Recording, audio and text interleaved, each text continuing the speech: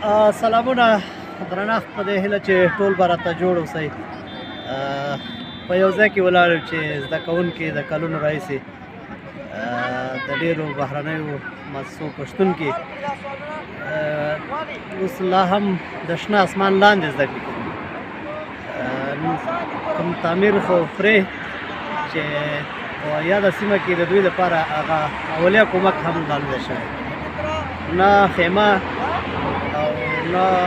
کافي سترنجۍ او داسې هغه اجناس چې د دوی په کار دی نشته، کوي د کار اولیدلي. نن د دغه ګلالیو ماشومانو لپاره چې یو څه کومک شوی د بعض دوستانو لخوا، هغه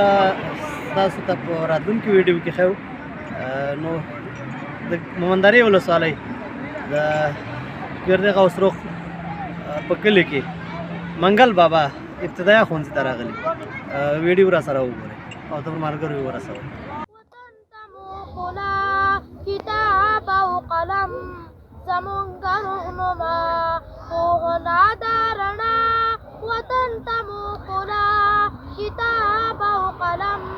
زمونږ رهنما، وطن ازمایي ځان له تا نشه قربان. د وینه د افغان د لوړ په ټول جهان، پوهنه ده رڼا وطن ته مو ښکلا. کتاب او قلم زمونږ رهنما، آباد اوسې آباد وطنه توشي ښاد. موږ سرخندو په تا او ساتو دې آزاد. پوهنه ده رڼا وطن ته مو ښکلا. کتاب او قلم زمونږ رهنما، تو کورې هم مې ګور د پلارې هم مې مور، د زړه د آسیا زما د سترګو تور. پوهنه ده رڼا وطن ته مو ښکلا. کتاب او قلم زمونږ رهنما، تو ننګوی دریاب او تاج د یمان، زاریږمه له تا افغانستان زما. پوهنه ده رڼا وطن ته مو ښکلا. کتاب او قلم زمونږ رهنما. قیوم صاحب که چېرته په دې څه مشکل لاسته راوغږېږي او تاسو سره څومره همکاري کوي؟ بسم الله الرحمن الرحیم. ګل صاحب سلامونه. کوم مشکل چې دی دې لپاره زموږ ګران ورور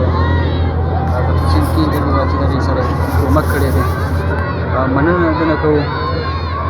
دا کومه مرسته ده باید چې دا کوم شاګردان هغه د دغې څخه ګټه پورته کړي، ځکه چې په تېرو یو څو ورځو کې دلته بارانونه شروع، د باران امکاناتو ډېر زیات وو. دوی به نه کولی شو چې درس ته په وخت یعنې ټایم باندې حاضر شي. نو په دې هیله چې دغې کلي ولس او دا څومره خلک چې دي باید دې ته توجه وکړي، ځکه دا یو داسې ځای دی چې دغلته داسې شته امکانات نه لري. او باید د مومندرې ولسوال همداسې د ننګرهار غټ غټ چارواکو لزمنې دا هیله ده چې دغې لیسې سره څومره امکانات دي باید دوی ته برابر کړي. او دغه کلیپ چې موږ ساس کې باید دغه غټو چارواکو همداسې نورو مشرانو ته ورسېږي. تاسو په سر کې څومره کومک کړی دی؟ څومره اجناس هم دوی ته جلب کړي دي؟ خیمه ده، سترنجۍ دوی د تعمیر څخه نشته. بلکل موږ دوی ته فی الحال اوس وخت کې چې دی که نه 5 خیمې هم ته برابرې کړي دي،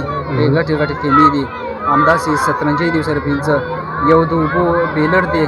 همداسې نور څه سامان آلات دي، انشاءالله تختې دي، بورډونه دي. انشاءالله راتلونکي به ورسره نور کومک هم کوو، نور کومک به هم کوو، ځکه دوی نه به یو څه جوړېږي. دې کې وناس هم شتون لري، همداسې هلکان به کې شتون لري، باید دوی ته ډېره توجه وشي. څرنګه چې دوستانو تاسو ویډیو وکتله او لا نور جزیات وګورئ، د لالپور ولسوالۍ د فرهنګي ټولنې مسؤل سید خان لالپوروال صاحب څنګ کې ولاړ دی، د یاد مکتب سکول چې یې ولیدې دې یې وکتلې. حضرت حسین امن صاحب لخوا هغه یې وکتلې. نو د دوی نظر پرې اخلو. مننه. زه هم لاول خپل سرپنچ سلامونه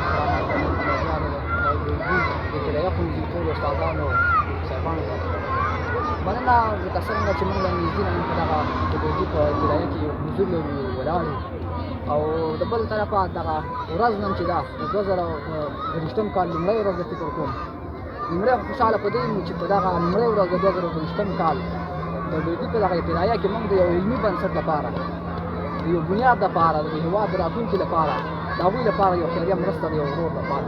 چې هغه حضرت حسین ورور دی زموږ ډېر وروڼه به په خارج کې ډېر وروڼه شته ډېر مالداره تجاران شته دي خو دغه احساس مهم دی هغه احساس مهم دی چې دغه احساس زموږ دغه ورور سره و حضرت حسین مومند ورور سره د دې نه د دغې مرستې نه موږ مننه کوو قربانیت یې کوو ځکه په دغه شرایطو کې او په دغه ځای کې د دغه مرسته د دغه لپاره دا یو موږ ډېره مهمه ګورو ځکه دغه چاپېریال چې ګورو دغه محیط چې ګورو په دغه آزاده فضا کې چې دې خوا هم سړک دی د هغې خوا هم سړک دی او په دغه کې دغه زموږ زده کړې کوي دغه استادانو دغه ماشومان نو ځکه دغه زده کړه هم دغه ده متاثره ده د دغې دغه نه د شور نه او د دغې چاپېریال نه او بل دغسې او آزاده هوا ده دغه یخ هوا ده او په دې کې زموږ د ماشومان په دغې آزاده هوا کې ناست دي نو دغه مرسته په نن ورځ باندې او بیا په دغې شرایطو کې موږ ډېره مهمه بولو ځکه یو خوا افغانستان له ډېر فقر او غربت سره مخ دی اقتصادي مشکلات دي لاسنیوي نشته د نورو هېوادونو لپاره بندیزونه دي خو باید موږ افغانان په خپله لاس په کار شو او د دغې لپاره همدغسې مرستو ته ادامه ورکړو باید هر څوک خپل کلي خپله ولسوالي او خپله نږدې سیمه باید د هغې له لاس ورکړي د هغې د علم لپاره لاس ورکړي که غواړو چې په راتلونکي کې د محتاجۍ نه خلاص شو د دنیا د محتاجۍ نه خلاص شو نو باید موږ علم او تعلیم ته پرمختګ وکړو مننه ستاسو د کور ودان ډېره زیاته مننه لالپوروال صاحب په عمر دې برکت شه او تر څنګ مې د لالپورې ولسوالۍ د ځوانانو ټولنې مسؤل مبارز ملګری یعنې د ولس رښتینی غږ رومان نادر صاحب دی رومان صاحب بسم الله الرحمن الرحیم اکثر صاحب ډېره زیاته مننه تاسې ته اوږد عمر درکړي خوشحاله اوسئ د هر څه نه مخکې د مندرې ولسوالۍ د ګردي غوث د ابتدایه ښوونځي ډېرو درنو او معززو استادانو د حضرت حسین مومند درانه همکاران ملګري دوستان مشران د ټولو نه ډېره زیاته مننه کوم واقعیت چې لالپوروال صاحب یادواري مو کړه چې 2023 کال لومړۍ ورځ ده بیا خصوصا زما لپاره د ویاړ ورځ په دې ده چې د یو خیر کار چې زموږ ورور مبارز ورور فعال او تکړه او نامتو څېره حضرت حسین مومند چې هغه یو څه ناڅه مرسته کړې ده او د دې ماشومانو لپاره چې په دغه سړو او یخو ورځو د ژمي په دغه سړو هواګانو کې چې نه یې سرپناه درلودله او نه یې داسې د باران سیل درلودل چې حضرت حسین مومند یو شمېر د خیمو او سترنجیو مرسته کړې زه د حضرت حسین مومند او د دوی د ټول ټیم مننه کوم کور یې ودان